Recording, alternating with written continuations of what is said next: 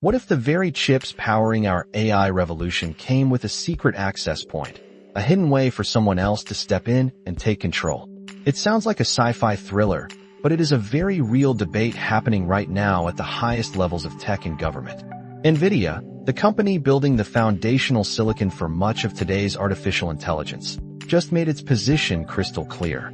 They emphatically state that their GPUs, those powerful chips training and running most of the AI models from major tech giants and startups, simply do not, and should not, have kill switches or backdoors. David Reber Jr., Nvidia's chief security officer, recently spelled it out in a blog post titled, "No backdoors. No kill switches. No spyware." He leaves no room for ambiguity. Now, why is this even a conversation? Well, last week, Chinese officials raised concerns with Nvidia about potential backdoor security risks in their H20 chips, which Nvidia specifically designs for the Chinese market. They even requested a meeting. Nvidia believes allowing these kinds of access points, where outside parties could control chips without the owner's knowledge, would not only make the technology more vulnerable overall, but also critically fracture trust in U.S. technology. Think about it this way. Nvidia says it is like buying a car where the dealership keeps a remote control for your parking brake, just in case they decide you should not be driving. That is not sound policy. It is an overreaction that would irreparably harm America's economic and national security interests. They also quickly shut down any comparisons to features like Find My iPhone, explaining those are optional software features controlled by you, the user, not hidden hardware backdoors.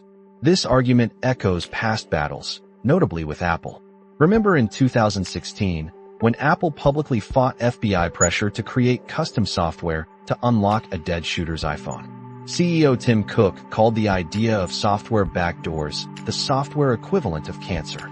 And more recently, Apple pushed back against a secret UK government order seeking backdoor access to iCloud user data. Companies like Apple and Nvidia argue that building in these vulnerabilities for one party inherently creates them for any determined bad actor. On the flip side, we have governments expressing national security concerns.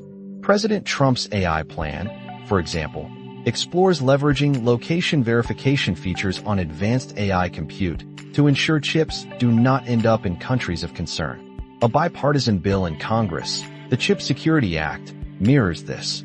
It requires the Secretary of Commerce to ensure certain chips have location security mechanisms. However, a senior congressional aide working on the bill clarified that this legislation likely does not require Nvidia to make hardware changes for kill switches. Instead, it focuses on existing location verification capabilities already in most high-end AI chips. So, this isn't just a technical debate.